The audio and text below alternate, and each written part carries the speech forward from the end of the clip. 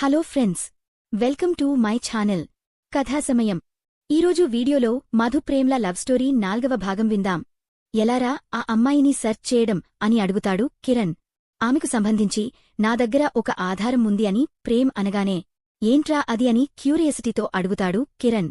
అప్పుడు ప్రేమ్ తన పాకెట్లో నుండి ఒక వెండి కాలిపట్టి తీసి ఇదేరా అంటాడు. ఇదెవరిదని అడుగుతాడు కిరణ్. ఇది ఆమెదేరా. ఆ రోజు ఆమెతో మాట్లాడాలని ఆమె వెనకే వెళ్తుంటే ఆమె పట్టి ఆడిపోవడం చూసా, అది ఆమె గమనించకుండా వెళ్ళిపోయింది. నేను ముందుకు వెళ్లి పట్టి తీసుకుని చూసేసరికి ఆమె అక్కడలేదు. దీన్ని ఆధారంగా చేసుకునే ఆమె ఎక్కడుందో తెలుసుకుంటా అన్నాడు ప్రేమ్. వీళ్ల సంభాషణ అంతా వింటుంది ప్రేమ్ వెనక చైర్లో కూర్చున్న స్మిత. అంటే ప్రేమ్ ఒకమ్మాయిని లవ్ చేస్తున్నారన్నమాట. కాని ఆమె ఎవరో ప్రేమ్కి తెలీదు. ఆ అమ్మాయిని నేనే ఎందుకు కాకూడదు, ఆ రెండో పట్టి నా దగ్గరుంటే అని మనసులో అనుకోగానే వెంటనే ఒక కన్నింగ్ ఆలోచన తట్టింది స్మితకి. ప్రేమ్ దగ్గర ఉన్న ఆ పట్టిని ఎలాగైనా ఫోటో తీసి ఆ డిజైన్లో ఇంకోటి చేపించుకోవాలి అని డిసైడ్ అయింది.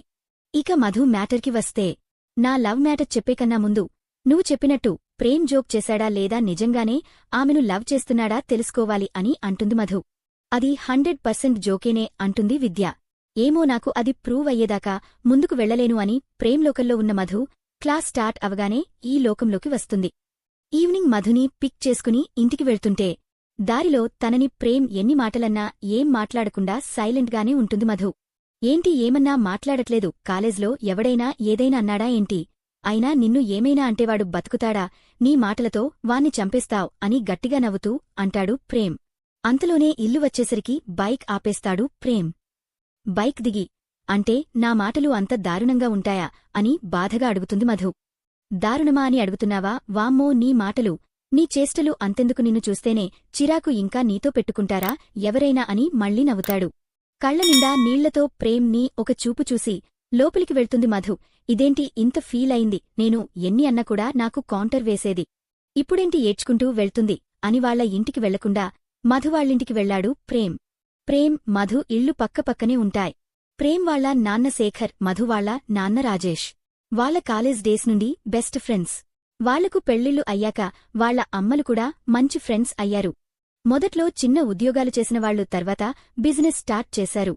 శేఖర్ గారు క్లాత్ బిజినెస్ చేస్తే రాజేష్ గారు జ్యువెలరీ బిజినెస్ స్టార్ట్ చేశారు. మెల్లిగా ఇద్దరి బిజినెస్లు మంచి లాభాలు వల్ల చాలా ఏరియాల్లో బ్రాంచెస్ కూడా స్టార్ట్ చేసే అంతగా డెవలప్ అయ్యాయి. ఇంకా ఇళ్లు కూడా పక్కపక్కనే వాళ్లకి నచ్చినట్టుగా ఒకే విధంగా డిజైన్ చేయించుకున్నారు. ప్రేమ్ పుట్టిన 2 సంవత్సరాలకు మధు పుట్టింది.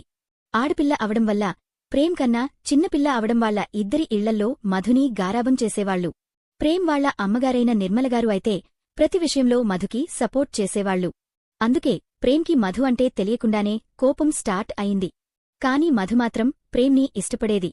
బైక్ దిగిన ప్రేమ్ మధు ఇంట్లోకి వెళ్లేసరికి ఇద్దరి పేరెంట్స్ మధు వాళ్ల హాల్లో మధుప్రేమ్ పెళ్లి విషయం గురించి సీరియస్ డిస్కషన్లో ఉంటారు. వాళ్లని పట్టించుకోకుండా ఏడుస్తూ వెళ్తున్న మధుని చూసి నిర్మల కంగారుగా మధు ఏమైందమ్మా అని పిలుస్తుంది. ఏం మాట్లాడకుండా మధు స్టెప్స్ ఎక్కేసి తన రూంకి వెళ్లిపోయింది. నువ్వేం కంగారుపడకు నిర్మల, మళ్ళీ వీళ్లకి ఏదో గొడవ అయి ఉంటుంది అని మధుకోసం వెనకే వస్తున్న ప్రేమ్ని చూసి చెప్తుంది లలిత. ఏంట్రా మధుని ఏమన్నావ్, పిలిచినా వినిపించుకోకుండా ఏడుస్తూ వెళ్తుంది అని అడుగుతుంది నిర్మల. అసలు వాళ్లవైపు కూడా చూడకుండా వెళ్తున్న ప్రేమ్ని వీడుకూడా వినిపించుకోకుండా వెళ్తున్నాడేంటి అని ఒరే ప్రేమ్ అని అరుస్తుంది నిర్మల. నిర్మల, వదిలే, ఇది వాళ్లకి కొత్తేం కాదుకదా, అయినా నా అల్లుడు బంగారం నీకోడలే ఏదో అని ఉంటుంది అని నవ్వుతూ అంటుంది లలిత. అసలు వీళ్ళిద్దరూ ఉప్పునిప్పులాగా చిటపటలాడుతూ ఉంటారు. రేపొద్దున పెళ్లయ్యాక ఎలా ఉంటారో అంటుంది లలిత. మనకు ఆ భయం ఏం అవసరం లేదు లలిత. చూడు మధు ఏడ్చుకుంటూ వెళ్తే వెనకాలే ప్రేమ్ ఎలా వెళ్లాడో. వాళ్లు కొట్టుకున్నా తిట్టుకున్నా ఒకరితో ఇంకొకరు మాట్లాడకుండా ఉండలేరు. అందుకే కదా మనం వీళ్లకి పెళ్లి చేద్దామనుకుంటున్నాం అంటుంది నిర్మల. అవును నిర్మల, నువ్వు చెప్పింది నిజమే. ఇప్పుడు మన ఫ్రెండ్షిప్ బంధుత్వంగా మారుతుంది అంటే చాలా సంతోషంగా ఉంది అంటూ నిర్మలని ప్రేమగా హగ్ చేసుకుని చెప్తుంది. అసలు వాళ్ళిద్దరూ ఈ పెళ్లికి ఒప్పుకుంటారా అన్నట్టు ఉంటుంది ఇదంతా చూస్తున్న రాజేష్, శేఖర్లకి. రూంలోకి వెళ్లిన మధు బోర్లా పడుకుని ఏడుస్తుంది. అసలు నాకేమైంది, నిన్న మొన్న ప్రేమ్ నన్ను ఏమన్నా కౌంటర్ వేసేదాన్ని, వాడ్ని చూడాలని వాడు తిడుతున్నా ఏదో ఒక వంకతో వాణ్ణి చూడడానికి వచ్చేదాన్ని. ఇప్పుడేమో వాడు అన్న చిన్న మాటకి కూడా ఏడుపొస్తుంది. ప్రేమ్ మనసులో ఇంకో అమ్మాయి ఉంది అని తెలిసిన దగ్గరనుండి ప్రేమ్ ఏమన్నా బాధగా అనిపిస్తుంది అని ఆలోచిస్తున్న మధు మిత అని పిలుస్తూ లోపలికి వస్తున్న ప్రేమ్ని చూసి లేచి కూర్చుని కళ్ళు తుడుచుకుంది. ఏంటి ఎప్పుడు నేను ఎంత ఏడిపించినా ఏదో ఒకటి నన్ను అనేదానివి. ఇప్పుడేమైంది ఇలా వచ్చేశావు? అడుగుతుంటే మాట్లాడవేంటి అని తల పైకెత్తకుండా కూర్చున్న మధు చిన్ పట్టుకుని తలపైకి ఎత్తుతాడు. ఎర్రగా అయిపోయిన మధు కళ్ళు చూసి ఏంటి ఏడ్చావా? అసలు నేను ఏమన్నానని ఇంతగా ఫీలవుతున్నా? మనకి ఇది కొత్త కాదు కదా. నువ్వు అలా ఫీలవుతూ లోపలికి వచ్చేసరికి నాకు ఏదోలా అనిపించింది. అసలు నువ్వు మితవేనా అని అంటాడు ప్రేమ్. ఎప్పుడు తనని తిట్టడమే తెలిసిన ప్రేమ్ ఇప్పుడు ఇలా తను ఏడుస్తుంటే వచ్చి పొలైట్గా మాట్లాడుతుంటే షాక్ అయి అలానే ప్రేమ్ని చూస్తూ ఉంటుంది మధు. మధుచూపు ప్రేమ్కి కూడా కొత్తగా అనిపించి ఏంటి అలా చూస్తున్నావ్ అంటాడు. ఏమిలేదు. ఏమో నాక్కూడా తెలియదు అంటుంది మధు. నువ్వు అలా ఏడ్చుకుంటూ వచ్చేసరికి నాకే తెలియకుండా నేను ఇలా వచ్చేశాను. నాతో అల్లరిగా మాట్లాడే మధుమితనే నాకు తెలుసు. ఇలా నా మాటలకి ఫీలయ్యే మధుని నేను ఇప్పుడే చూస్తున్నాను అని మధు అరచేతిని తీసుకుని తన అరచేతిలో పెట్టుకుని స్వారీ అని చెప్పాడు. మధు షాకయ్యి నువ్వు నాకు స్వారీ చెప్పావా అని చిన్నగా స్మైల్ ఇచ్చింది. మరేం చేయాలి, నువ్వు ఏడుస్తుంటే నాకు చూడాలనిపించట్లేదు. ఎప్పుడు నాతో గొడవ పట్టుండేదానివి, నేనేమన్నా కౌంటర్ వేసేదానివి. ఫస్ట్ టైం నేను అన్నదానికి ఫీల్ అయ్యావు, అందుకే స్వారీ అని చెప్పి సరే మన పేరెంట్స్ చాలాసేపటి నుండి మీటింగ్ పెట్టుకున్నారు, అదేంటో చూద్దాంరా అని పిలిచి బెడ్మీద నుండి లేవబోతుంటే అతని చెయ్యి పట్టుకుని ఆపింది మధు. ఏంట్రా అని చాలా గారంగా పిలిచాడు ప్రేమ్. ఆ పిలుపు చాలా కొత్తగా హ్యాపీగా అనిపించింది మధుకి. నువ్వు నిజంగానే కలలో అమ్మాయిని ప్రేమిస్తున్నావా అని అడిగింది. హా అవును అన్నాడు ప్రేమ్. అంతే పట్టుకున్న ప్రేమ్ చేతిని వదిలేసి మొహం కిందికి పెట్టుకుంది. అది చూసిన ప్రేమ్ అరే మళ్ళీ ఏమైంది అన్నాడు. ఏం లేదు, ఆ అమ్మాయిని ఎలా కనుక్కుంటావ్ అని డల్గా అడుగుతుంది. ఎలాగోలా కనుక్కుంటాలే. ఒకవేళ ఆమె కనిపించకపోతే ఎలా అని అడుగుతుంది మధు. ఎలా అయినా ఆమెను పట్టుకుంటాను, ఆమె నాకు కనిపిస్తుంది, ఇంకిప్పుడు ఇలా మాట్లాడుకు అని సీరియస్గా చెప్తాడు ప్రేమ్. అంతగా లవ్ చేస్తున్నావా అని మనసులో బాధగా ఉన్నా బయటికి మాత్రం నార్మల్గా అడుగుతుంది. అవును. ఎందుకో తెలీదు ఆ నవ్వు, ఆ రూపం నా మనసులో నిండిపోయింది. నువ్వేం నా గురించి ఆలోచించి ఫీల్ అవ్వకు, ఆమె నాకు కనిపిస్తుందన్న నమ్మకం నాకుంది. ఎక్కువగా ఆలోచించి ఇలా ఉండకు, ఎప్పటిలాగానే నాతో బిహేవ్ చెయ్యి అన్నాడు ప్రేమ్.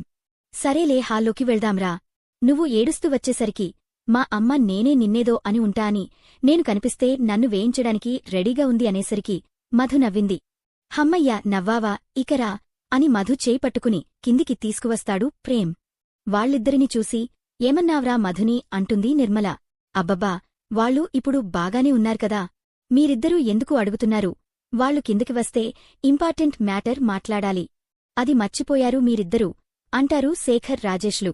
ఏంటి అంత ఇంపార్టెంట్ మ్యాటర్ అని మధు ప్రేమ్ ఒకటేసారి అడుగుతూ మధు నిర్మల దగ్గర, ప్రేమ్ లలిత దగ్గర కూర్చుంటారు. మీ ఇద్దరికి పెళ్లి చేయాలని అనుకుంటున్నాం అని లలిత అంటుంది. నా పెళ్లికి ఏం తొందర, ముందు మధు పెళ్లి చేయండి అని ప్రేమ్ లలితవైపు చూస్తూ అనేసరికి మధు బాధగా ప్రేమ్ని చూస్తుంది. నా చదువు ఇంకా అయిపోలేదు, నేను కూడా ఇప్పుడే పెళ్లి చేసుకోను అని చెప్తుంది మధు. ఆపండిరా, మేము చెప్పింది మీ ఇద్దరికీ విడివిడిగా వేరేవాళ్లతో పెళ్లి చేస్తాం అని కాదు, మీకు ఇద్దరికి కలిపి పెళ్లి చేస్తాం అని అంటాడు రాజేష్. మధు ప్రేమ్లు షాక్ అయి ఒకరికొకరు మొహాలు చూసుకుంటారు. మిగతా కథను నెక్స్ట్ వీడియోలో చూద్దాం. ఈ వీడియో నచ్చితే లైక్ చేయండి. అలాగే మరిన్ని కథలు వినాలంటే మా ఛానల్ని సబ్స్క్రైబ్ చేసుకోండి.